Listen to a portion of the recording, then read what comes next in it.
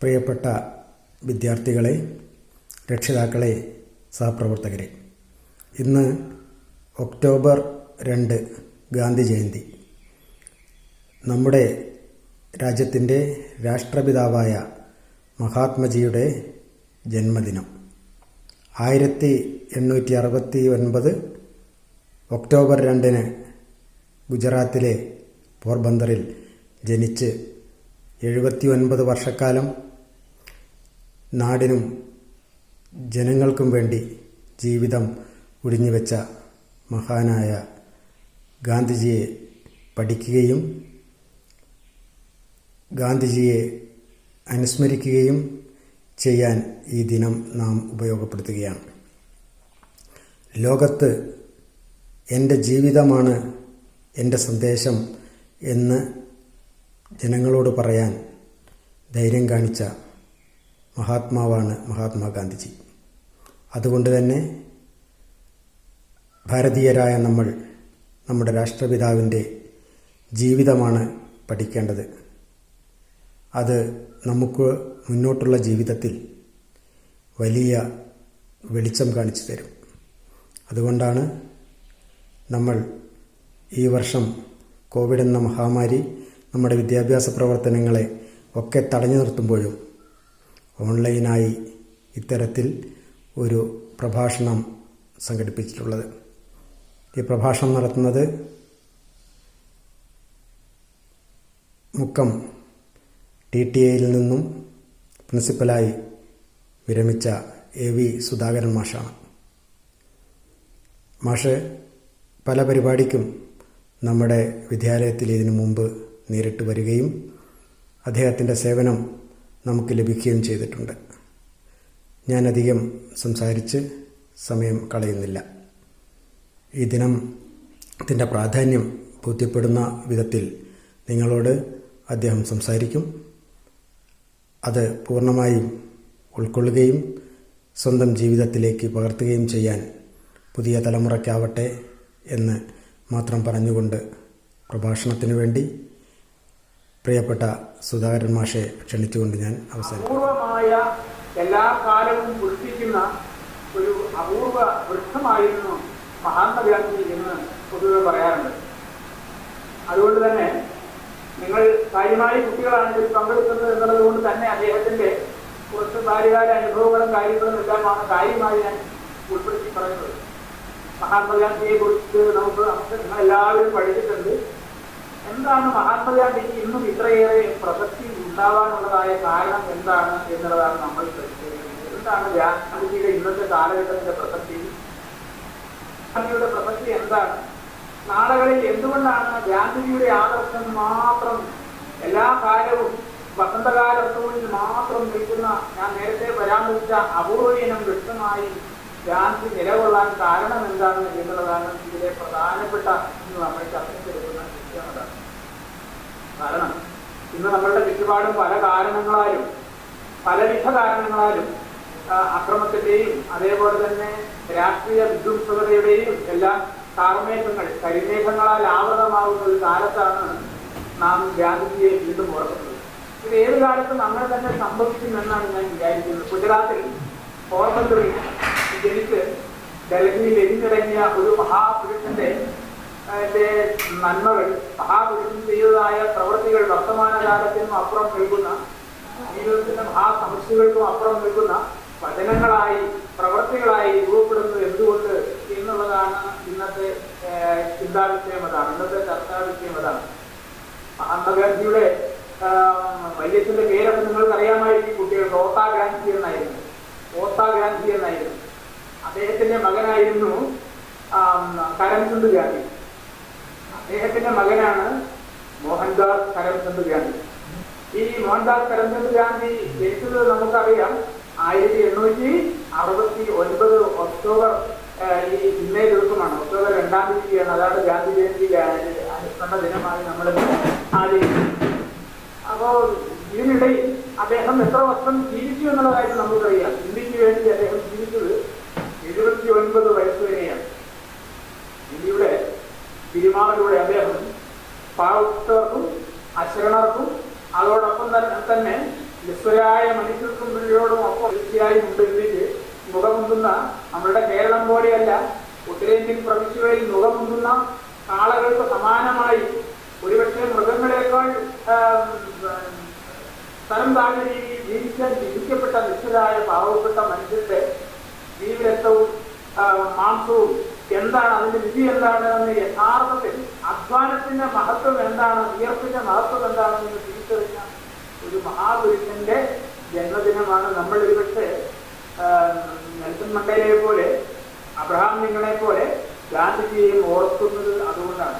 മഹാപുരുഷന്റെ ജന്മം നമുക്ക് ഇത്ര ലളിതമായി നമ്മോട് ഒരു ഭാഷ പിന്നീട് ഇന്ത്യയിൽ ലോകത്ത് മറ്റാരും ഉണ്ട് എന്ന് എനിക്ക് തോന്നുന്നു. അദ്ദേഹം പറഞ്ഞ ആശയങ്ങളെല്ലാം വളരെ കനപ്പെട്ടതായിരുന്നു, വളരെ ആഴമുള്ളതായിരുന്നു, വളരെ പരപ്പുള്ളതായിരുന്നു. പോലെ തിരയുകളുമാകുന്ന ആഴക്കടലിനെ പോലെയുള്ള ആ മഹാസമുദ്രത്തിന്റെ സമുദ്രമിയുടെ മഹത്വത്തെ അദ്ദേഹം ലളിതമായി തന്നു എന്നുള്ളതാണ്. അതെല്ലാം നമുക്ക് കേൾക്കുമ്പോൾ വളരെ എളുപ്പമായി തോന്നിയേക്കാമെങ്കിൽ പോലും അത് എടുത്തുയർത്താൻ അതിൻ്റെതായ ഭാരമുണ്ടായിരുന്നു എന്നുള്ള കാര്യമാണ് നാം മനസ്സിലാക്കേണ്ടത്. ഒരു കാര്യം ഞാൻ പറയാം, അദ്ദേഹം എപ്പോഴും പറയും, എന്റെ ജീവിതമാണ് എന്റെ സന്ദേശം എന്ന് ഗാന്ധി പറയും. നിങ്ങൾക്ക് അറിയാം, കുട്ടികൾക്കറിയാം, ടീച്ചർമാരൊക്കെ പറയും എന്റെ ജീവിതമാണ് എന്റെ സന്ദേശം എന്ന് പറയുക എളുപ്പമുള്ള കാര്യമായി. ജീവിതമാണ് എന്റെ സന്ദേശം എന്ന് ഉറക്കെ പറയാൻ പറ്റുന്ന മഹാന്മാര്, രാഷ്ട്രീയക്കാര്, അതല്ലെങ്കിൽ ജ്ഞാനികളായ മറ്റേതെങ്കിലും ഞാനടങ്ങുന്ന കാരണം അത്രമാത്രം സംശുദ്ധമായിരിക്കണം എന്റെ ജീവിതം എന്നുള്ളതാണ്.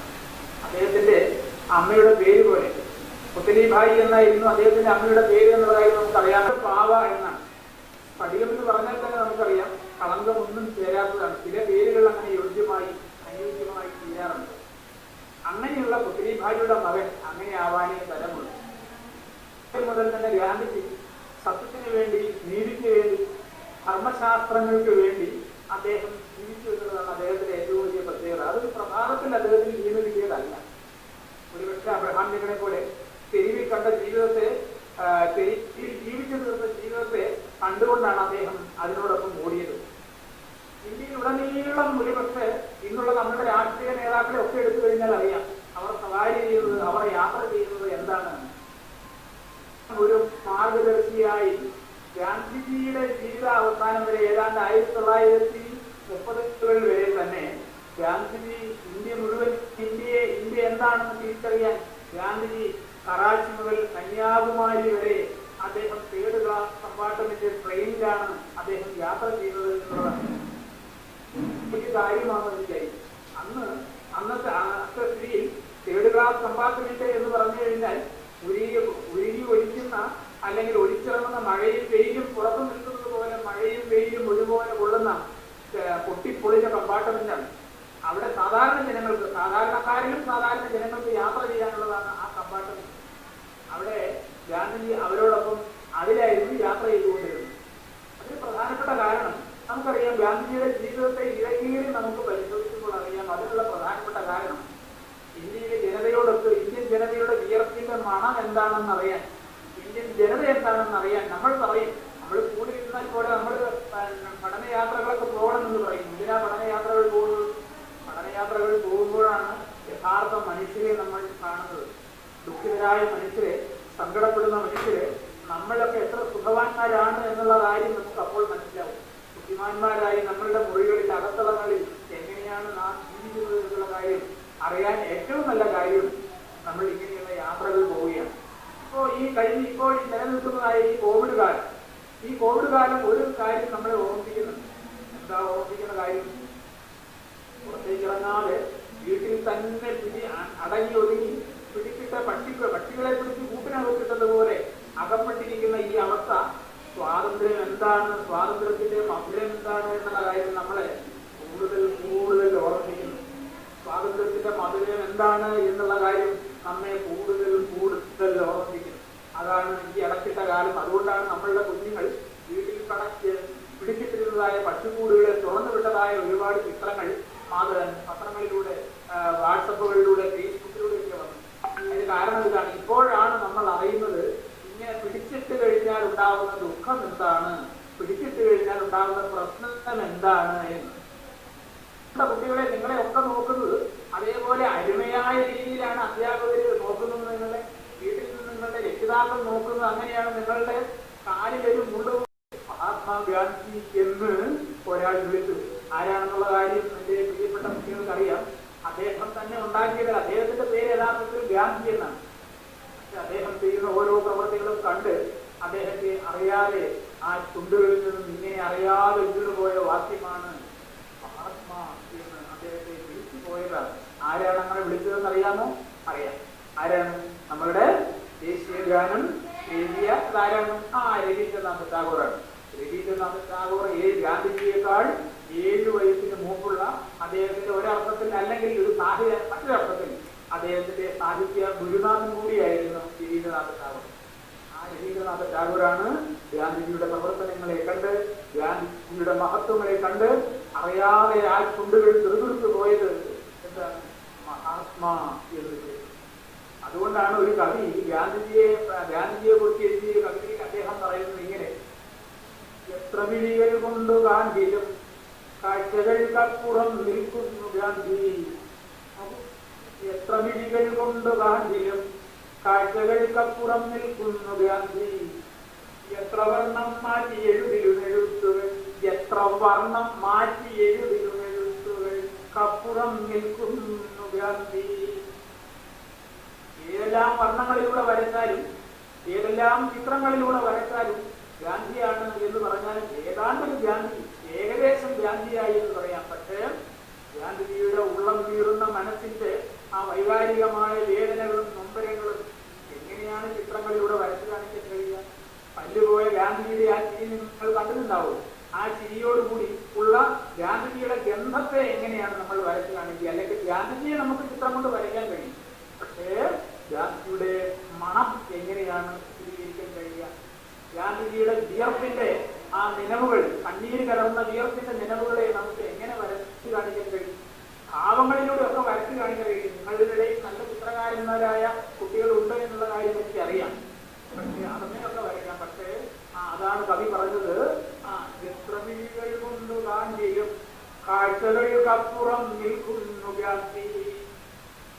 എത്ര വർണ്ണം മാറ്റി എഴുതിലും എഴുത്തുകൾക്കപ്പുറം നിൽക്കുന്നു ഗാന്ധി. അതുകൊണ്ട് പറയുകയാണ് അനുഗാമിയില്ലാത്ത പതിക, അനുഗാമിയില്ലാത്ത പതിക എന്ന് പറഞ്ഞാൽ എന്താ അർത്ഥം?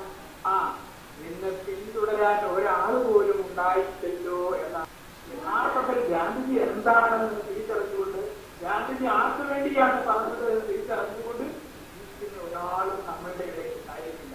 ഗാന്ധിജി പറഞ്ഞൊരു വാക്യമുണ്ട്: ഞാൻ ചെയ്യുന്ന ഓരോ കാര്യങ്ങളും, ഞാൻ നേരത്തെ നിങ്ങളോട് പറഞ്ഞു, ഗാന്ധിജിയുടെ ഏറ്റവും വലിയ പ്രത്യേകത അദ്ദേഹം ചെയ്യാൻ കഴിയുന്ന കാര്യങ്ങൾ അദ്ദേഹം പറഞ്ഞു എന്നാണ്. പറഞ്ഞ കാര്യങ്ങളൊക്കെയും അദ്ദേഹം ചെയ്തു കാണിക്കുകയും ചെയ്തു.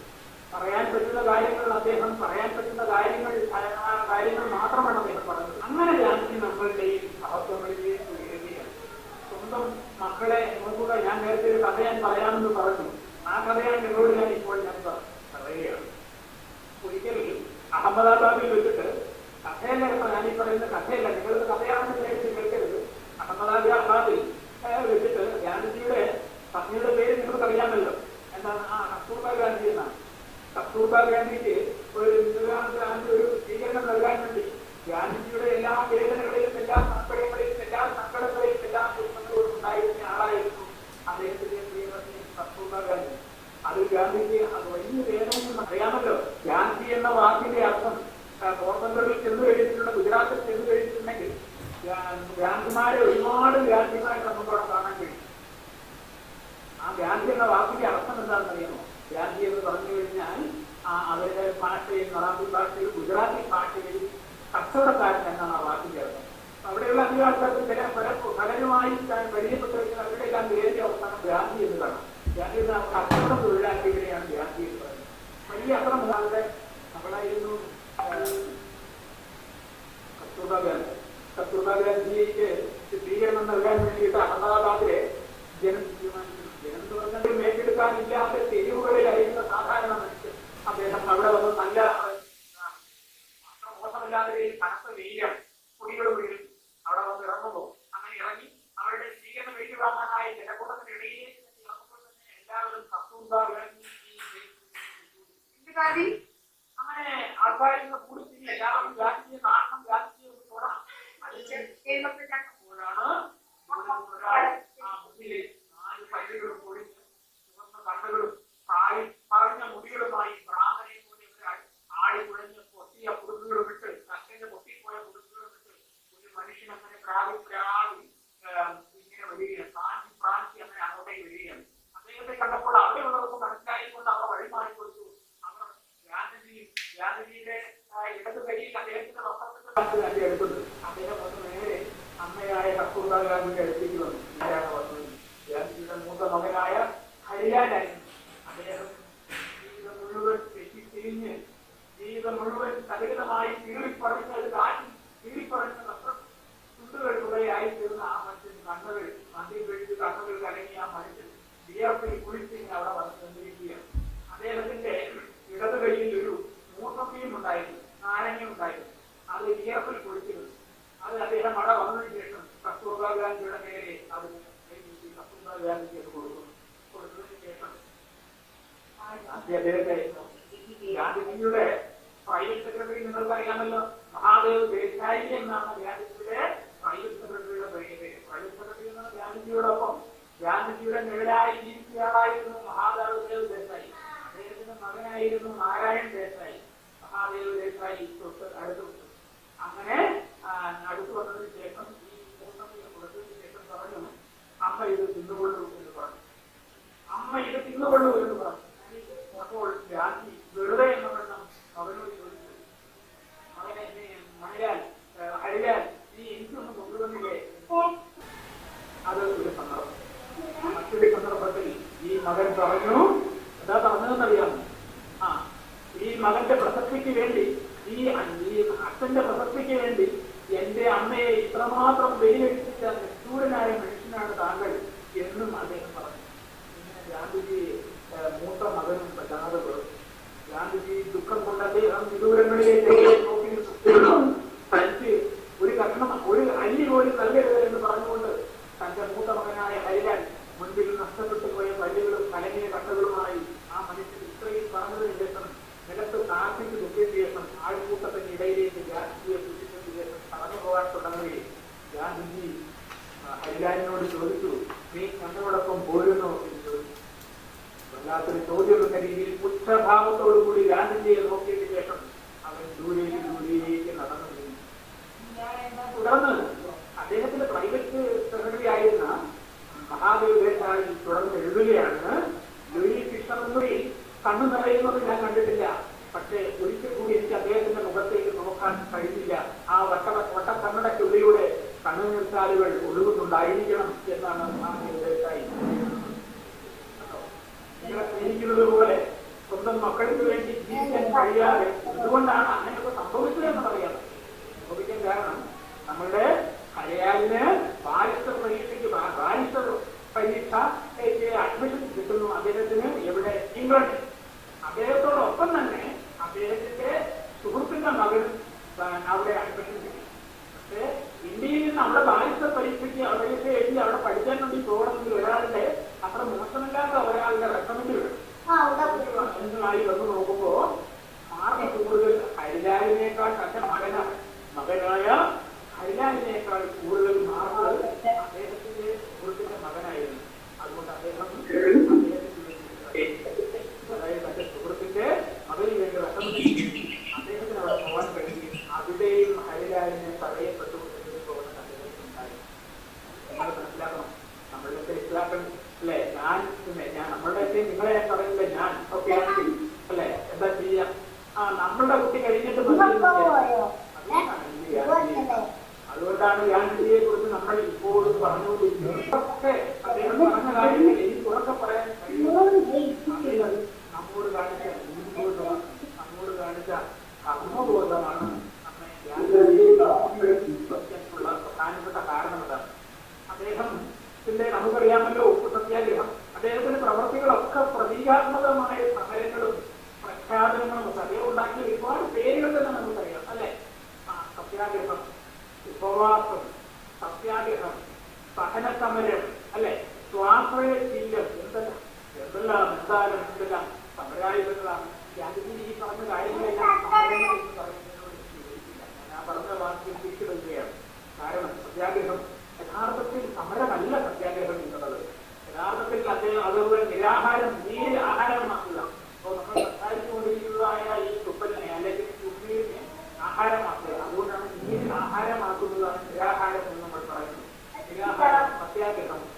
ഉപവാസം, ആരോടും കൂടുതൽ സംസാരിക്കാതെ നിശബ്ദനായിരിക്കുക. ഇതൊക്കെ നിശബ്ദനായിരിക്കുന്നത് എപ്പോഴാണ് നിശബ്ദനായിരിക്കുന്നത്? മുന്നോട്ടേക്ക് പോകാനുള്ള വഴികൾ കൂടുതൽ തെളിഞ്ഞു കിട്ടാൻ വേണ്ടിയിട്ടാണ് നമ്മളോ നമ്മൾ നിശബ്ദനാവുന്നത് കൂടുതൽ ദൂരങ്ങൾ സഞ്ചരിക്കാനുണ്ട് എന്നുള്ള അറിയുമ്പോൾ, കൂടുതൽ ദൂരം പോകുവാനുള്ളപ്പോൾ നമ്മൾ ആ വഴികളെ കുറിച്ച് ആലോചിച്ചാണ് നമ്മൾ പലപ്പോഴും നമുക്ക് അറിയാമല്ലോ അല്ലെ. 1930 എന്ന് പറയുമ്പോൾ തന്നെ നമ്മുടെ മനസ്സിലേക്ക് വരും ഏത് സമരമാണ് നമ്മളുടെ മനസ്സിലേക്ക് വരുന്നത്. ആശയം ഞാൻ പറഞ്ഞു സ്വാശ്രയം പഠിക്കുക, അതുപോലെ നിസ്സഹകരിക്കുക.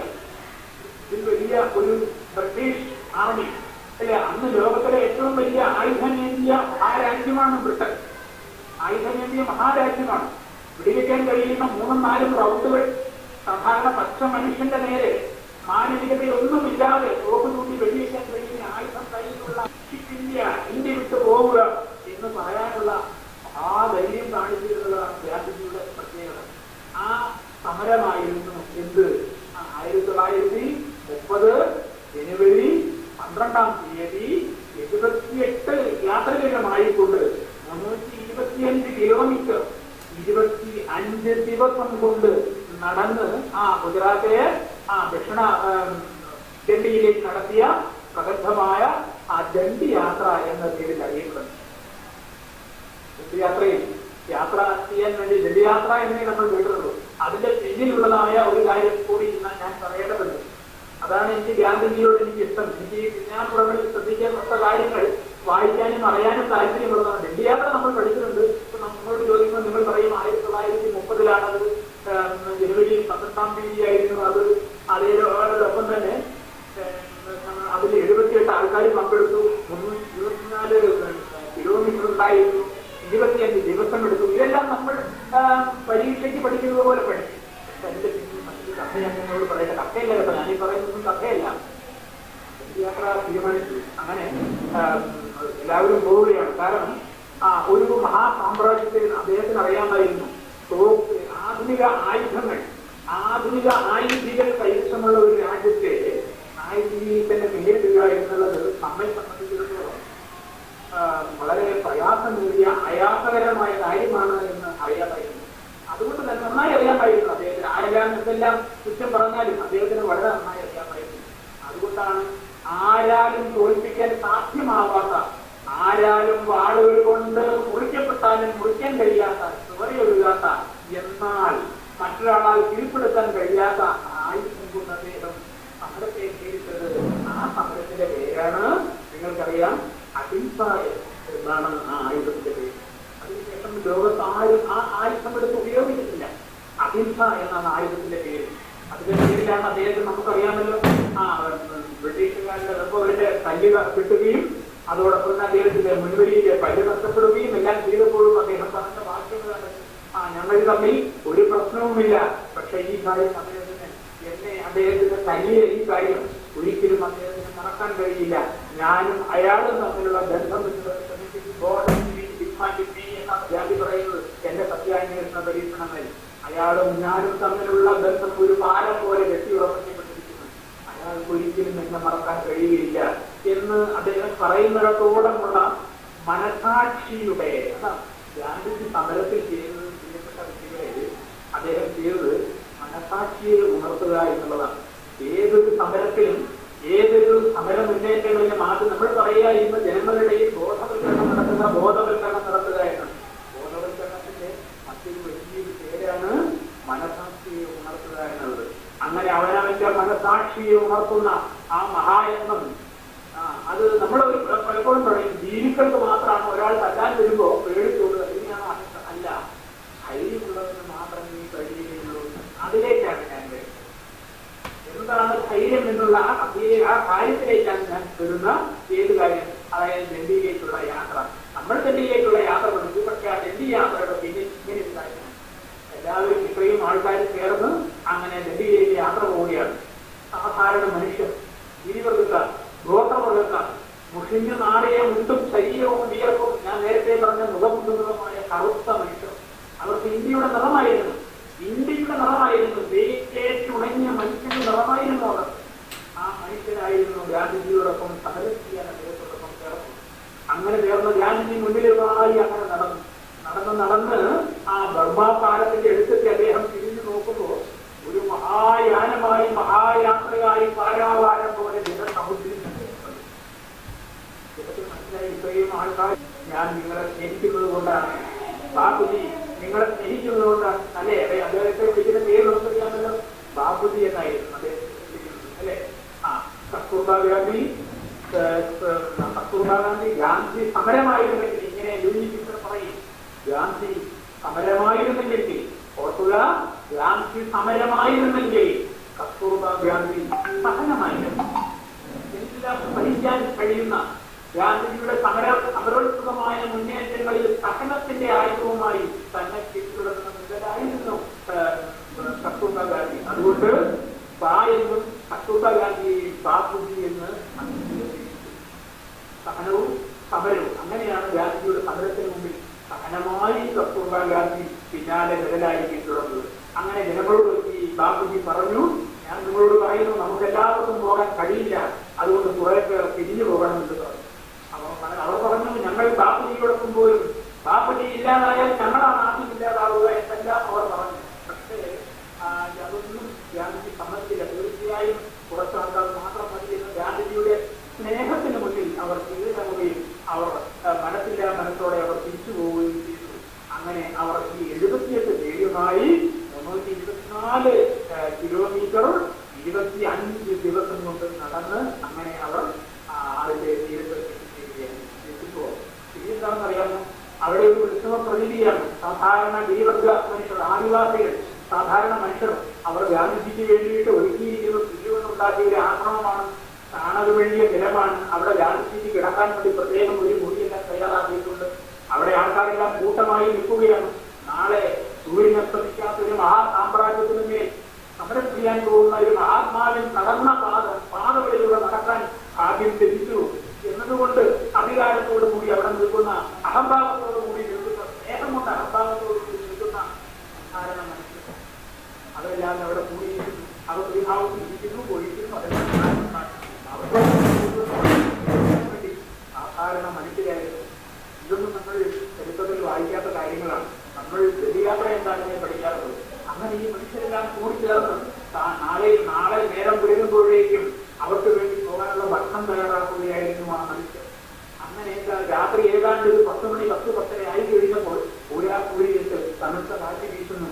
അപ്പോൾ അവിടെ നിന്നും ഇവിടെ നിന്നും ആൾക്കാർ ക്വസ്റ്റ്യൻ പറഞ്ഞു. എല്ലാവരുടെയും കാര്യം സംഭവം എന്താണെന്നറിയാമോ? നേരം പുലരുമ്പോൾ ചെറിയ അറിയിപ്പ് കിട്ടിയിരിക്കുന്നു. നേരം പുലരുമ്പോൾ ഗാന്ധിജിയെ അറസ്റ്റ് ചെയ്യുന്നു. ബർമയിലെ മണ്ടേല എന്ന് പറയുന്നതായ ജയിലിൽ, ബർമയിലെ മണ്ടേല എന്ന് പറയുന്നതായ ജയിലിൽ ഗാന്ധിജിയെ പാർപ്പിക്കും എന്നുള്ള ധൈര്യമുള്ളതായിരുന്നു അവരെ കേട്ടതായ കാര്യങ്ങളായിരുന്നു. ഗാന്ധിജിയെ പരിഭ്രമിച്ച് ദുഃഖിതരായി തീർന്നു. എങ്ങനെയാണ് ഈ കാര്യം പോയി ഗാന്ധിജിയോട് പറയുക? കുറച്ചാൾക്കാർ പോയി ഗാന്ധിജിയുടെ അടുത്ത് പോയിട്ട് എന്താ കാര്യം എന്ന് ചോദിച്ചു. അപ്പോൾ ഒരു മനസ്സില്ല മനസ്സോടെ നാളെ രാവിലെ ബ്രിട്ടീഷ് പട്ടാളം വന്ന് അങ്ങേ അറസ്റ്റ് ചെയ്ത് മണ്ടേല ജയിലിൽ അടയ്ക്കും എന്നുള്ള കാര്യം അദ്ദേഹത്തോട് പറഞ്ഞു. അദ്ദേഹത്തിന് ഒരു ഭാവമാറ്റവും ഉണ്ടായില്ല. ഈ 78 ആൾക്കാരോടൊപ്പം അവിടെ ചെല്ലുകയും ഈ കടൽപ്പുറത്ത് ഉണ്ടാക്കിയ ഉപ്പ് കൊടുത്തതിന് ശേഷം ഉപ്പയിൽ നിന്നും ഒരു പിടി വാരിയതിന് ശേഷം ഉദിക്കുന്ന ഉജ്ജ്വലിക്കുന്ന ആ സൂര്യന് നേരെ നോക്കി. സൂര്യനെ ശ്രമിക്കാത്ത മഹാസാമ്രാജ്യം എന്ന വിശേഷത്തോടുകൂടിയ ബ്രിട്ടീഷ് സാമ്രാജ്യത്തിന് നേരെ കൈകൾ ഉയർത്തിയതിനു ശേഷം ആ ഉപ്പുകൾ അവരുടെ മുഖത്തേക്ക് വാരി എറിഞ്ഞുകൊണ്ട് അദ്ദേഹം പ്രഖ്യാപിച്ചു. ആ വാക്കുകൾ നിങ്ങൾക്കറിയാം, ക്വിറ്റ് ഇന്ത്യ എന്നാണ് അദ്ദേഹം പ്രഖ്യാപിച്ചത്. ക്വിറ്റ് ഇന്ത്യ എന്നാണ്. അതിൽ ചെറുതായൊരു വാക്യം ഇല്ല. ക്വിറ്റ് ഇന്ത്യ എന്ന് പറഞ്ഞാൽ എന്താണ്? ഇന്ത്യ വിടുക എന്നാണ്. വേറെ ഒരു വർത്തമാനമില്ല. ഇന്ത്യ വിട്ട് നിങ്ങൾ പോവുക എന്നാണ്. ഇന്ത്യ ഞങ്ങളുടേതാണ്. പാവപ്പെട്ട ശതകോടികളായ ആൾക്കാരായ ഞങ്ങളുടേതാണ് ഇന്ത്യ. അതുകൊണ്ട് നിങ്ങൾ ഇന്ത്യ വിട്ട് പോവുക എന്നാണ് ആ പറഞ്ഞത്. അതുകൊണ്ട് അങ്ങനെ അദ്ദേഹം ആ സമരം അവിടെ അങ്ങനെ വിജയകരമായി ആ സമരം അങ്ങനെ അവസാനിപ്പിക്കുകയാണ്. പിന്നെ അദ്ദേഹം വരികയും അദ്ദേഹം ഇന്ത്യയിലേക്ക് ആദ്യമായി വരുന്നത് തന്നെ അദ്ദേഹം ദക്ഷിണാഫ്രിക്കയിൽ സമരത്തിന് പോയാണ്. 1917 എന്ന് പറഞ്ഞു കഴിഞ്ഞാൽ നിങ്ങൾക്കറിയാം. 1917 അതേലാണ് എന്താണ് നീലം കർഷകരുടെ സമരം, ബീഹാറിൽ നീലം കർഷകരുടെ സമരത്തിലേക്ക് പങ്കെടുക്കാനായി അദ്ദേഹം എവിടെയെല്ലാം വേദനകൾ അനുഭവിക്കുന്ന അദ്ദേഹം എവിടെ നിന്നാണ് വരുന്നത്? ദക്ഷിണാഫ്രിക്കയിൽ. അതിന് ഇന്ത്യയിലുള്ളതായ അദ്ദേഹം മഹാത്മാഗാന്ധി എങ്ങനെയാണ് ദക്ഷിണാഫ്രിക്കയിൽ പോകുന്നത്? നിങ്ങൾക്കറിയാമായിരിക്കും ഇല്ലേ? മാഷന്മാർ പറഞ്ഞിട്ടുണ്ട് അദ്ദേഹം പാരിസ് ചെയ്ത് കഴിഞ്ഞ് അദ്ദേഹം പണിയുമായി ബന്ധപ്പെട്ട് അവിടെ പോയതാണ്. ചില കേസുകൾ വാങ്ങിക്കാൻ പോയതാണ്. ഇങ്ങനെയുള്ള കേസുകൾ കറുത്ത വർഗക്കാരന് നീതിക്ക് വേണ്ടിയുള്ള സാമാന്യ ജനതയുടെ ദാഹങ്ങൾ ശമിപ്പിക്കുന്നതിന് വേണ്ടി, നമ്പരങ്ങൾ കെടുത്തുന്നതിന് വേണ്ടി വേദനകളുടെ ചിരികൾ കേട്ടുകൊണ്ട് അദ്ദേഹം പോയതാണ്. ഒരു കവി പറയും, എങ്ങും മനുഷ്യന് ചങ്ങല കൈകളിൽ അങ്ങൻ കൈകൾ നൊന്തിയിടുകയാണ്, എവിടെയാണോ മനുഷ്യന് മർദ്ദനം അത് ഏൽക്കുന്നതെല്ലാം എന്റെ പുറത്താണ് എന്ന തോന്നൽ ഉള്ളതുകൊണ്ടാണ് ഗാന്ധി ദക്ഷിണാഫ്രിക്കയിലേക്ക് പോകുന്നത്. എവിടെയെല്ലാമാണോ ചൂരലുകൾ കൊണ്ട് പുറത്ത് പാവപ്പെട്ട ഒരു മനുഷ്യന്റെ മുകളിൽ ചൂരൽ കൊണ്ട് അടിയേൽക്കുന്നത്, ആ അടിയെല്ലാം എന്റെ പുറത്താണ് ഏൽക്കുന്നത് എന്ന തോന്നൽ ഉള്ളതുകൊണ്ടാണ് ഗാന്ധി കറുത്തവർ ഇന്നും അറിയാമല്ലോ അമേരിക്കയിൽ നടക്കുന്നതല്ലേ, നിങ്ങൾക്ക് പത്രങ്ങളിലൂടെയൊക്കെ വായിക്കുന്ന കാര്യമാണ്. നിങ്ങളുടെ അധ്യാപകർ പറഞ്ഞു തരാറുണ്ടാവും. എന്താണല്ലേ കറുത്ത വർഗ്ഗക്കാരനോട് കാണിക്കുന്നതായ അനീതി അല്ലെ നീതികേട് കാണിക്കുന്നത് നമുക്കറിയാം. കറുപ്പും വെളുപ്പും എന്നുള്ളത് അത് പ്രകൃതിയുടെ പ്രപഞ്ചത്തിന്റെ സൃഷ്ടിയാണ് അല്ലെ. ഞാൻ കറുത്തിരിക്കുന്നു, നിങ്ങൾ കുറേക്കാർ വെളുത്തിരിക്കുന്നു എന്നത് പ്രപഞ്ചത്തിന്റെ സൃഷ്ടി മാത്രമാണ്. അതുകൊണ്ടാണ് അബ്രഹാം ലിങ്കൺ അല്ലെ അധികാരത്തിൽ കയറി അല്ലെ. നിങ്ങൾക്കറിയാം, ഞാൻ ആ കഥയ്ക്കെല്ലാം പറഞ്ഞു പോലെ തീരില്ല. അതുകൊണ്ടാണ് അബ്രഹാം ലിങ്കൺ അധികാരത്തിൽ കയറി ആദ്യമായി അദ്ദേഹം 2 പ്രധാനപ്പെട്ട രേഖകളിലാണ് അദ്ദേഹം ഒപ്പുവെച്ചത്. അദ്ദേഹത്തിന് മുൻപേ പോയ എത്രയോ മഹാമനീഷികൾ അതിനെല്ലാം കടന്നുപോയിട്ടുണ്ടാവും. പക്ഷേ അബ്രഹാം ലിങ്കണിന് വേണ്ടിയിട്ട് അമേരിക്ക ആഗ്രഹിക്കുകയാണ്. അദ്ദേഹം ചിന്നപ്പോൾ തന്നെ അദ്ദേഹം ആദ്യമായി ചെയ്തത് 2 ഫയൽ കൊണ്ടുവരാനാണ് പറഞ്ഞത്. ആ ഫയലിൽ ഒന്ന് എന്തായെന്ന് അറിയാമോ? കറുത്ത വർഗ്ഗക്കാരനെന്നും വെളുത്ത വർഗ്ഗക്കാരനെന്നുമുള്ളതായ വിവേചനം അവസാനിപ്പിച്ചുകൊണ്ട് അബ്രഹാം ലിങ്കൺ ഒപ്പിട്ടു എന്നുള്ളതാണ്. രണ്ടാമത്തെ കാര്യം സ്ലേവറി, അടിമത്തത്തെ അവസാനിപ്പിച്ചുകൊണ്ട് അദ്ദേഹം ഒപ്പിട്ടു എന്നുള്ളതാണ്. ഇതേപോലെ ഗാന്ധി തന്റെ യാത്രയിൽ ങ്ങളെയും തിരിച്ചറിഞ്ഞുകൊണ്ടുള്ള ഗാന്ധിജിയുടെ മഹായാത്ര. ഗാന്ധിജിയെ നമ്മളിന്ന് സ്റ്റാമ്പുകളിലും നമ്മൾ ഗാന്ധിയുടെ പേരിൽ ഗാന്ധി ദർശനം, മഹാത്മാഗാന്ധി എല്ലാം നമ്മൾ പറഞ്ഞ പേര് കൊടുത്തുകൊണ്ടായില്ല. ഗാന്ധിജിയെ പോലെ ജീവിക്കാൻ സാധ്യമായില്ലെങ്കിലും ഗാന്ധിജി എന്താണെന്ന് അറിഞ്ഞിരിക്കുന്നതെങ്കിലും നല്ലതാണ്. അതുകൊണ്ടാണ് പറയുന്നത്, ഏത് രാജ്യമാണ് ആദ്യം നമ്മളൊന്നുമല്ല ഗാന്ധിജിയെ നമ്മൾ വിചാരിക്കും നമ്മൾ ഗാന്ധിജിക്ക് വേണ്ടി സ്റ്റാമ്പ് ഇറക്കുന്നത് നമ്മളാണെന്നാണ് വിചാരിക്കുക. ഗാന്ധിജിയുടെ പേരിലുള്ള സ്റ്റാമ്പ് നമ്മൾ സ്റ്റാമ്പിന്റെ ആവശ്യമൊന്നും കാര്യമായില്ലല്ലോ അല്ലെ. സ്റ്റാമ്പ് ഇറക്കി ഏത് രാജ്യമാണെന്നറിയാമോ? ഗാന്ധിജിയുടെ പേരിൽ സ്റ്റാമ്പ് ഇറക്കിയത് പോളണ്ടാണ്. അവരാണ് പോസ്റ്റ് കാർഡ് ആദ്യമായി ഇറക്കിയത് പോളണ്ട് എന്നതാണ്. അപ്പോ ഇന്ത്യക്ക് പുറത്തൊക്കെയാണ് ഗാന്ധിജി ജീവിച്ചത്. ഗാന്ധിജി ഇന്നും ജീവിക്കുന്നത് പലപ്പോഴും നിങ്ങളെ പോലെ ചിന്തിക്കുന്ന, സ്നേഹമുള്ള, ജാതിഭേദം മതദ്വേഷം ഏതുമില്ലാതെ സർവ്വ ഒരു ജാതിയോ മതമോ വർഗമോ വർണ്ണമോ ലിംഗമോ വ്യത്യാസം ഒന്നുമില്ലാതെ നിങ്ങളെ പോലെ അടുത്തിരുന്ന് സ്നേഹഭരിതമായി ക്ലാസുകളിലിരുന്ന് പഠിക്കുന്ന കുട്ടികളായ നിങ്ങളുടെ ഇടയിലാണ് ഗാന്ധിജി ജീവിക്കുന്നത് അല്ലെ. ഗാന്ധിജി ജീവിക്കുന്നത് എപ്പോഴും അങ്ങനെയുള്ളവരുടെ ഇടയിലാണ്. വെളുത്ത കടലാസുകൾ പോലെ ഗാന്ധിജി നമ്മോടൊപ്പം ജീവിക്കുന്നത്. അതാണ് ഗാന്ധിജിയുടെ വിദ്യാഭ്യാസ പദ്ധതിയുടെ പേരെന്താണെന്ന് അറിയാമോ? വാർത്താ വിദ്യാഭ്യാസ പദ്ധതി എന്നാണ്. വാർത്ത എന്താ വാർത്ത? ഗാന്ധിജി അവസാന കാലം ജീവിച്ച സ്ഥലമാണ് വാർത്ത എന്നത്. ഗാന്ധിജിക്ക് 4 ഘട്ടങ്ങളുണ്ട് അങ്ങനെ പറയുമ്പോൾ. ഏതൊക്കെയാണ്? ഒന്ന് പോർബന്ദർ അല്ലെ. പോർബന്ദറിലാണ് ഗാന്ധിജിയുടെ ജനനം. പോർബന്ദറിലാണ്. അത് കഴിഞ്ഞാൽ പിന്നെ തൊട്ടടുത്ത ഘട്ടം വരുന്ന അദ്ദേഹം രാജ്യത്തിലാണ്.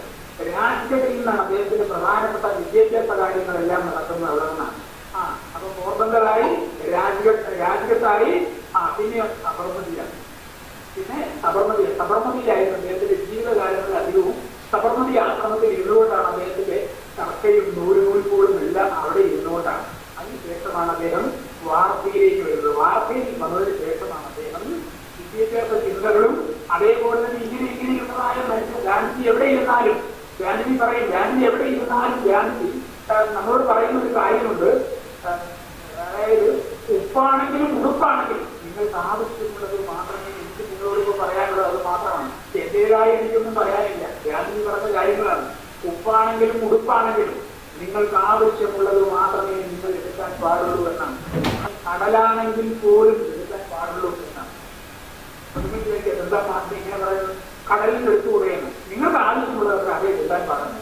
അതുകൊണ്ടാണ് ഗാന്ധിജി എപ്പോഴും പറയുന്നത് നിങ്ങൾക്ക് ആവശ്യമുള്ളത് നിങ്ങൾ വാങ്ങരുത് എന്ന് ഗാന്ധി പറഞ്ഞു. നിങ്ങൾ വിചാരിക്കും അങ്ങനെ പിന്നെ ആവശ്യമുള്ളതല്ലാതെ അനാവശ്യമായതാണോ വാങ്ങുക? അല്ല, ഗാന്ധി തൊട്ടടുത്ത് വേറൊരു കാര്യം കൂടി പറയുന്നു, ആവശ്യമുള്ളത് നിങ്ങൾ ഒരിക്കലും വാങ്ങരുത് എന്നാണ്. പിന്നെയോ അത്യാവശ്യമുള്ളത് മാത്രമേ വാങ്ങാവൂ എന്നാണ്. ആവശ്യമുള്ളതും അത്യാവശ്യമുള്ളതും വ്യത്യാസമുണ്ട്, അല്ലേ? അല്ലെ? അതാണ് നമ്മൾ കാണുന്നതും നോക്കുന്നതും തമ്മിലുള്ള വ്യത്യാസം പോലെയാണ്. കാണുന്നതും നോക്കുന്നതും പോലുള്ളത്. കാണുന്നത് എല്ലാവരും കാണാം, നോക്കണമെങ്കിൽ നമ്മുടെ മനസ്സുകൂടി അച്ഛൻ ചെയ്യണം, അല്ലെ? അത് ഏതുപോലെയുള്ള വ്യത്യാസം എന്നറിയാം. ശരിക്കും ഞാൻ നിങ്ങൾക്ക് മനസ്സിലാക്കാൻ പറയാം. എന്റെ കണ്ണും ഈ കണ്ണടയും പോലുള്ള വ്യത്യാസമുണ്ട്. കണ്ണട കണ്ണാണ്, എന്നും കണ്ണടയും പോലുള്ള വ്യത്യാസമുണ്ട്. അതാണ് ഗാന്ധി പറഞ്ഞത്, നിങ്ങൾക്ക് അത്യാവശ്യമുള്ളത് മാത്രം നിങ്ങൾ വാങ്ങിക്കാവൂ എന്ന് ഗാന്ധി പറഞ്ഞു. അങ്ങനെ ഗാന്ധിജിയുടെ ജീവിതം എങ്ങനെ പറഞ്ഞാലും ചെയ്യാത്ത, അതായത് എത്ര പിടികൾ കൊണ്ട് കേൾപ്പിക്കും, എത്ര വർണ്ണം കൊണ്ട് പാടിയാലും ചെയ്യാത്ത അലകടലാണ്, പാരാവാരമാണ്, സമുദ്രമാണ് ഗാന്ധിയുള്ളത്. ഗാന്ധിയുടെ ജീവിതത്തിൽ ഇങ്ങനെ ഒട്ടേറെ മഹാസംഭവങ്ങളുണ്ട്. ഉരുകിത്തിളങ്ങുന്ന ഇന്ത്യയിലൂടെ അദ്ദേഹം യാത്ര ചെയ്തപ്പോൾ അദ്ദേഹം ഈ ട്രെയിനിൽ ഇങ്ങനെ യാത്ര ചെയ്യുമ്പോൾ ഒരിക്കൽ അദ്ദേഹത്തോട് ചോദിക്കുന്നത്, അദ്ദേഹത്തിന്റെ രാഷ്ട്രീയ ഗുരുവാരായിരുന്നുള്ള കാര്യം പറയാം. രാഷ്ട്രീയ ഗുരുവായിരുന്നു ഗോപാലകൃഷ്ണ ഗോഖലെ. ഞാൻ കുട്ടികൾ കൂടി നിങ്ങൾക്ക് വേണ്ടിയിട്ടാണ് ഞാൻ പറയുന്നത്. ഗോപാലകൃഷ്ണ ഗോഖലെ എന്നായിരുന്നു അദ്ദേഹത്തിന്റെ രാഷ്ട്രീയ ഗുരുവിന്റെ. അദ്ദേഹം ഗാന്ധിജിക്ക് ഒരുപാട് രാഷ്ട്രീയ നിർദ്ദേശങ്ങളും എല്ലാം നൽകാറുണ്ടായിരുന്നു.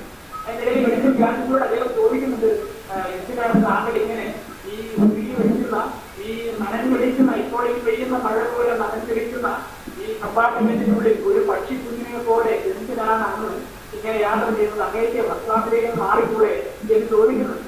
അദ്ദേഹം ഗോഖലെയോടും മറ്റുള്ളവരോടും പത്രപ്രവർത്തകരോടുമായി ഗാന്ധിജി പറയുന്ന ഒരു ഉത്തരം എന്നുള്ളത്, അപ്പോൾ പിന്നെ ആരാണ്, ഞാൻ തന്നെയാണ് ഈ സാധാരണ മനുഷ്യരുടെ ഓരോ വേദനകളും വേദനകളും നൊമ്പരങ്ങളും ഈ സാധാരണ മനുഷ്യരാണ് എന്ന് ഗാന്ധി പറയുന്നത്. അതുകൊണ്ടാണ് പറഞ്ഞത്, അപ്പോൾ പിന്നെ ആരാണ് ഈ കമ്പാർട്ട്മെന്റിൽ സഞ്ചരിക്കുക എന്നാണ് ഗാന്ധി ചോദിച്ചത്. അതുകൊണ്ട് ഞാൻ അവരോടൊന്നും യാത്ര ചെയ്യുന്നു എന്നാണ്. കാരണം അവർക്കായിട്ട് പ്രത്യേകം സീറ്റ് അങ്ങനെ സീറ്റില്ല. ഉരുകി ഒഴിക്കുന്നതായ ഈ, അതുകൊണ്ടാണ് നേരത്തെ ഞാൻ പറഞ്ഞത്, കറാച്ചിയിൽ നിന്ന് കന്യാകുമാരി വരെ തലങ്ങും വിരവും അലഞ്ഞ് ഈ നിർദ്ധരരും നിരക്ഷരും അർത്ഥനഗ്നരുമായ മഹാഭൂരിപക്ഷമായ ഇന്ത്യക്കാരുടെ ഒടുങ്ങാത്ത യാതനകളും ഗാന്ധിജിയുടെ ജീവിതം തന്നെയായിരുന്നു. അദ്ദേഹത്തിന്റെ യാത്രകൾ മുഴുവൻ ജീവിതമായിരുന്നു. അദ്ദേഹത്തിന്റെ യാത്രകൾ തന്നെയായിരുന്നു അദ്ദേഹത്തിന്റെ ജീവിതം. അതുകൊണ്ട് ഗാന്ധിജിക്ക് മാത്രമേ പറയുവാൻ കഴിയുമായിരുന്നുള്ളൂ എന്നത് ആ വാക്യം. അതുകൊണ്ട് നിങ്ങളുടെ ക്ലാസ് മുറികളിലെല്ലാം നിങ്ങൾക്ക് എഴുതി വെക്കാൻ പറ്റുന്നതായ ഒരു വാക്യമാണ് എന്ത്, എന്റെ ജീവിതമാണ് എന്റെ സന്ദേശം എന്നുള്ളത് ക്ലാസ് മുറികളിലൊക്കെയും എഴുതി വെക്കാൻ പറ്റുന്ന കാര്യമാണ്. അതുകൊണ്ട് ഞാൻ ഒരു സ്ഥലത്ത് എന്റെ ക്ലാസ്സിൽ പോയപ്പോ ഗാന്ധിജിയെ പറ്റി പറഞ്ഞപ്പോ, ഗാന്ധിജിയുടെ അവസാന കാലങ്ങളിൽ ഗാന്ധിജിയെ 2 തവണ ആക്രമിക്കപ്പെട്ടു. 1900 ഞാൻ ചെയ്തൊരു പൊങ്കാല സമയം കടന്നു പോകുന്നതായ കുറെ കാര്യങ്ങൾ പറയാൻ, അത് എത്രമാത്രം നിങ്ങൾ മുട്ടിപ്പില്ലാതെ കേൾക്കുന്നത് കാര്യം എനിക്കറിയില്ല. അപ്പോ ഗാന്ധിജി ഒരിക്കൽ ഗാന്ധിജി ഈ കാര്യം തന്നെ പറയുന്നുണ്ട്. അദ്ദേഹം സ്വാതന്ത്ര്യവുമായി 1948 ജനുവരി മാസം 20-ാം തീയതി അദ്ദേഹത്തെ ആക്രമിക്കുന്നുണ്ട്. മദൻലാൽ പാദുവ എന്ന് പറയുന്ന ഒരാൾ അദ്ദേഹത്തിന് നേരെ ബോംബടിക്കുന്നു. മഹാത്മാവിന് നേരെ ബോംബടിക്കുന്നത് എന്തിനാണ് ഇറങ്ങുന്നുള്ള കാര്യം നിങ്ങൾക്കറിയാമോ? അതായത് വലിയ രീതിയിൽ ഒരു വർഗീയവാദിയായ മദൻലാൽ പാദുവയാണ് അദ്ദേഹത്തിന് നേരെ ബോംബടിച്ചത്. അദ്ദേഹം വലിയൊരു ചുറ്റുകപ്പനായി സ്നേഹിയായിട്ടുണ്ട്. അദ്ദേഹമാണ് എന്തിനാണ് പാകിസ്ഥാനിൽ നിന്നും മുറിഞ്ഞ് വേർപെട്ടു പോയി മറ്റു രാജ്യമായി വേദനയോടും നമ്മുടെ ശരീരത്തിന്റെ ഒരു ഭാഗം നഷ്ടപ്പെടുന്നത് പോലെ അങ്ങനെ മുഹമ്മദ് അലി ജിന്നയുടെ നേതൃത്വത്തിൽ അങ്ങനെ രാജ്യം വിഭജിക്കപ്പെട്ടു. അപ്പോ പോയപ്പോ അവർ പുതിയൊരു വീട് വെച്ച് പോവുകയാണോ? അല്ലെ, ഗാന്ധിജി അങ്ങനെ കണ്ടിരുന്നുള്ളൂ. ഗാന്ധിജിയുടെ ഇഷ്ടപ്പെട്ട ഗ്രന്ഥമായിരുന്നു ഭഗവത്ഗീത എന്നുള്ള കാര്യം നിങ്ങൾക്ക് അറിയാമല്ലോ. ഞാൻ പറയാമത്. അങ്ങനെ വേർപെട്ട് പോയപ്പോൾ അവർക്ക് ഈ ഇത്രയും കാലം പിടിച്ചു നിൽക്കണ്ടേ, ജീവിക്കണ്ടേ. അതുകൊണ്ട് ഇന്ത്യയുടെ ഭാഗമായിരുന്നു പാകിസ്ഥാൻ എന്നുള്ള കാര്യം നിങ്ങൾക്ക് അറിയാമല്ലോ, അറിയാം. അങ്ങനെ അവർക്ക് പാകിസ്ഥാൻ കൊടുത്തു. അങ്ങനെ പാകിസ്ഥാനിലേക്ക് പോയി കഴിഞ്ഞപ്പോ അവർക്ക് 55 കോടി രൂപയും അവർക്ക് കൊടുക്കാമെന്ന് പാർലമെന്റ് പാസ്സാക്കിയത്. പക്ഷെ അവർ പോകുന്ന സമയത്ത് അത് കൊടുത്തില്ല. ആ 55 കോടി രൂപ പാകിസ്ഥാൻ എത്രയും വേഗം കൊടുക്കണം എന്ന് പറഞ്ഞുകൊണ്ട് ഗാന്ധിജി നിരാഹാരം ചെയ്തു. എന്ന് മാത്രമല്ല, ഗാന്ധിജി ദുഃഖിതനായിരുന്നു മറ്റൊരു കാര്യത്തിനു കൂടി. അദ്ദേഹം അറിയാമോ, ഹിന്ദുക്കളും മുസ്ലിങ്ങളും തമ്മിൽ ഒരു കാരണവുമില്ലാതെ വർഗീയ കലാപം ഹിന്ദുക്കളെല്ലാവരും പറഞ്ഞു ഇയാൾ മുസ്ലിം പക്ഷത്താണ് എന്നിങ്ങനെ പറഞ്ഞു. ഇയാൾ മുസ്ലിങ്ങൾക്ക് വേണ്ടിയാണ് ജീവിക്കുന്നത്, മുസ്ലിങ്ങൾക്ക് വേണ്ടിയാണ് ഇയാൾ പറയുന്നത്, പ്രവർത്തിക്കുന്നത് എന്ന് ഹിന്ദുക്കൾ പറഞ്ഞു. മുസ്ലിങ്ങളെല്ലാവരും പറഞ്ഞു ഹിന്ദുക്കൾക്ക് വേണ്ടിയാണ് ഈ മനുഷ്യൻ ജീവിക്കുന്നത്, അതുകൊണ്ട് ഓ കടൽ കിഴവ ഹിമാലയത്തിലേക്ക് എന്ന് 1948 സെപ്റ്റംബർ മാസം 10-ാം തീയതിക്ക് ശേഷമുള്ള ഗാന്ധിജിയുടെ ചിത്രം ലൂയി ഫിഷർ പറയുന്നത്.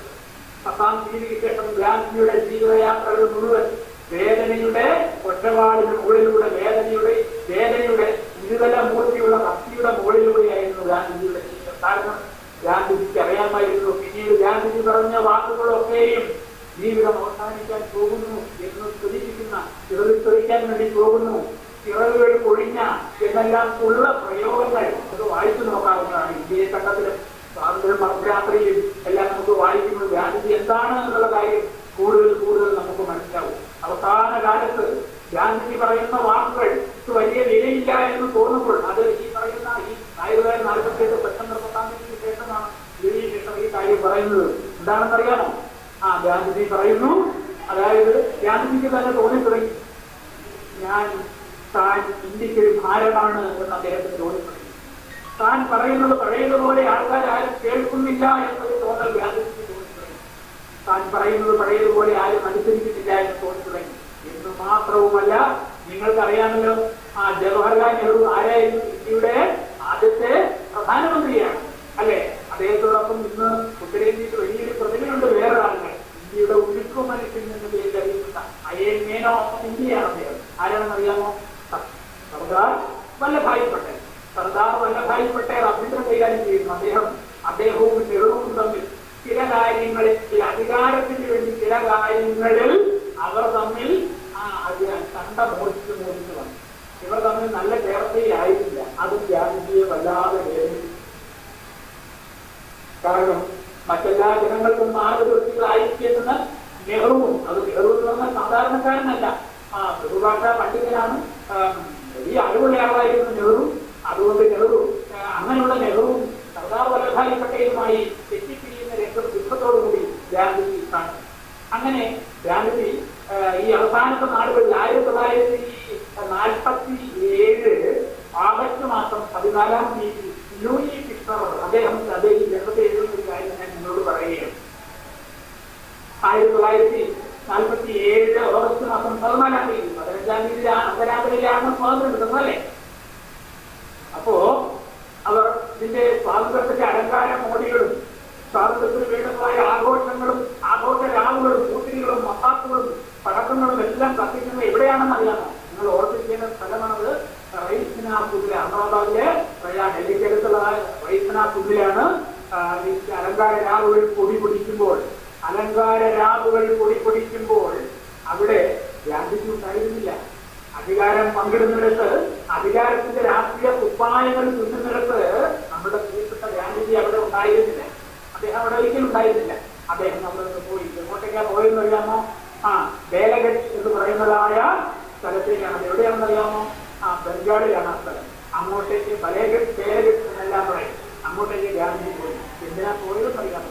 അവിടെ ഹിന്ദുക്കളും മുസ്ലിങ്ങളും അഹമ്മദാബാദിൽ ഒരു ഭാഗത്ത് ഹിന്ദുക്കൾ മുസ്ലിങ്ങളെ ക്രൂരമായി കൊന്നപ്പോൾ ബംഗാളിൽ മുസ്ലിങ്ങളെ ഹിന്ദുക്കൾ കൊന്നു.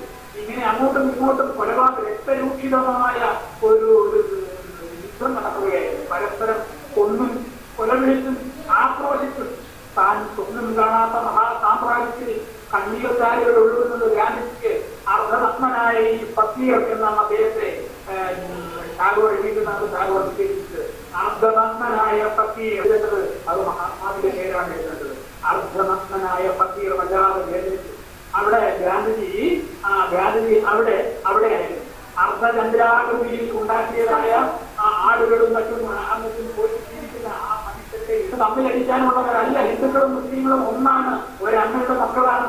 നിങ്ങൾ ഒരിക്കലും അങ്ങനെ ചെയ്യരുതേ എന്ന് യാചിച്ചുകൊണ്ട് ആ മനുഷ്യൻ കൈകൂപ്പി അവരുടെ മുന്നിൽ നിന്ന് അവരോട് ചില കാര്യങ്ങൾ പറഞ്ഞുകൊണ്ടിരിക്കുകയായിരുന്നു. അപ്പോൾ അങ്ങനെ നേരം രാത്രിയായി. അപ്പോ സ്വാതന്ത്ര്യത്തിന്റെ അലങ്കാര രാവുകൾ കൊടുക്കുമ്പോൾ അങ്ങോട്ടേക്ക് ബ്രിട്ടീഷ് പ്രധാനിമാർ വരുന്നു. അവിടെ പ്രധാനപ്പെട്ട പ്രതിനിധികളെല്ലാം വരുന്നു. എല്ലാവരും നോക്കുന്നു, ചുറ്റുപാടും നോക്കുന്നു. അപ്പോഴാണ് ആ ബ്രിട്ടീഷ് പ്രഭു പറയുന്ന ഒരു പ്രധാനപ്പെട്ട കാര്യം, അവരെല്ലാവരും ആ ആൾത്തിരക്കിനിടയിലേക്ക് നോക്കി, എങ്ങോട്ടാണ് ഈ കണ്ണുകൾ കരുതുന്നത്, നോക്കുന്നതൊന്നും അദ്ദേഹത്തെ കണ്ടെത്തിയില്ല. അദ്ദേഹം ആ പല്ല് കൊഴിഞ്ഞ ആ വൃദ്ധനായ മനുഷ്യൻ മുന്നിലുണ്ടോ എന്ന് എല്ലാവരും നോക്കി, അദ്ദേഹത്തെ കാണാൻ കഴിഞ്ഞില്ല. അവരുടെ ചുണ്ടുകൾ മന്ത്രിച്ചു. എവിടെ പോയി ബാപ്പുജി, എവിടെ പോയി ബാപ്പുജി? ബാപ്പുജിയെ മാത്രം കാണാൻ കഴിഞ്ഞില്ല. ബാപ്പുജി അപ്പോൾ ഈ പറയുന്ന സ്ഥലത്ത് അവിടെ ആയിരുന്നു. നേരം പുലർന്നു. അങ്ങനെ അധികാരം പങ്കിട്ടു. നെഹ്റു പ്രധാനമന്ത്രിയാകുന്നു. ഓരോരുത്തരും അവരുടേതായ അധികാരങ്ങൾ പങ്കിട്ടു. എത്രയും വേഗം ഗാന്ധിജിയെ അങ്ങോട്ടേക്ക് കൊണ്ടുവരാൻ വേണ്ടിയിട്ട് സർദാർ വല്ലഭായ് പട്ടേൽ കത്ത് കൊടുത്ത് അങ്ങനെ വിട്ടു. കേരളത്തിലേക്ക് വിട്ടു, തലയിലേക്ക് വിട്ടു. അവിടെ ചെല്ലുമ്പോൾ ഗാന്ധിജി കുതിരയുടെ മുകളിലാണ് പോയത്. അങ്ങനെ കുതിരയുമായി അവിടെ ചെല്ലുമ്പോൾ ഗാന്ധിജി ഗ്രാമീണരുമായി, സാധാരണ മനുഷ്യരുമായി, ഗ്രാമീണരുമായി ഒരു വലിയ മാവിൻ ചുവട്ടിൽ ഇരുന്നുകൊണ്ട് സംസാരിച്ചുകൊണ്ടിരിക്കുകയാണ്. ഗാന്ധിജി മടക്കി വെച്ച കാര്യവുമായി സംസാരിച്ചുകൊണ്ടിരിക്കുകയാണ്. സാധാരണ മനുഷ്യരോട് സംസാരിച്ചുകൊണ്ടിരിക്കുകയായിരുന്നു. അങ്ങനെ സംസാരിച്ചുകൊണ്ടിരുന്നപ്പോഴാണ് ഇദ്ദേഹം ഈ ദൂതൻ വസന്ത് പട്ടേൽ ഇങ്ങനെ ഈ സന്ദേശം എത്രയും വേഗം ഗാന്ധിജിയോട് തിരിച്ചു വരാൻ വേണ്ടി പറഞ്ഞുകൊണ്ട് എടുത്തുവിടുന്നു. അദ്ദേഹം അവിടെ ചെല്ലുമ്പോൾ അദ്ദേഹം ഈ കത്ത് വാങ്ങിയതിനു ശേഷം, അദ്ദേഹം വായിച്ചതിനു ശേഷം ഗാന്ധിജി ഒരു നിമിഷ നേരം കണ്ണുകൾ അടച്ചിങ്ങനെ നിന്നു. അതിനുശേഷം ഗാന്ധിജി കുനിഞ്ഞ് നിലത്ത് കിടന്നതായ ഒരു ഉണങ്ങിയ മാവിന്റെ ഇലയെടുത്ത് ആ മനുഷ്യന്റെ കയ്യിൽ കൊടുത്തു. ഉണങ്ങിയ മാവിന്റെ ഇലയെടുത്ത്, അദ്ദേഹം മാവിൻതൊഴിലാണ് ഇരിക്കുന്നത്. ഉണങ്ങിയ മാവിന്റെ ഇലയെടുത്ത്, അതായത് ഉപവാസവും നിരാഹാരവും അനുഷ്ഠിച്ചനുഷ്ഠിച്ച് തന്റെ ശരീരം പോലെ ആയിത്തീർന്ന എല്ലിച്ച മാവിന്റെ ഇലകൾ പുറമേക്ക് കാണാവുന്ന എല്ലിച്ച തന്റെ ശരീരത്തിന് സമാനമായ ആ ഉണങ്ങിയ ഇലയെടുത്ത് ആ മനുഷ്യന്റെ കയ്യിൽ കൊടുത്തതിന് ശേഷം പറഞ്ഞു, പട്ടേലിനോടും നെഹ്റുവിനോടും പറയുക, ഇതല്ലാതെ ബാപ്പുജിക്കൊന്നും തരാൻ ഇല്ല എന്ന് പറയുക എന്നാണ് ഗാന്ധിജി പറഞ്ഞത്. നമുക്ക് ഗാന്ധിജി എന്നുള്ളത് PSCക്ക് പഠിക്കാനോ അതല്ലെങ്കിൽ മാസ്റ്റർമാർ ചോദിക്കുമ്പോൾ പറയാനുള്ള ഒരു ഉത്തരവുമായി ഗാന്ധിജി ഇരുന്നുവല്ലോ എന്നുള്ള സങ്കടമാണ് ഞാൻ പറഞ്ഞത്. ആ ഒരു ഇലയുടെ പിന്നിൽ നീണ്ടു വിവർന്നു കിടക്കുന്ന അലകൾ ഒടുങ്ങാത്ത ആ സമുദ്രത്തിന്റെ നീലിമയിൽ അലകടലുന്ന ആ വേദനയാണ് ഇന്ത്യയുടെ എന്നത്തെയുമുള്ള വേദന എന്നുള്ള കാര്യമാണ് ഈ അവസരത്തിൽ നിങ്ങളെ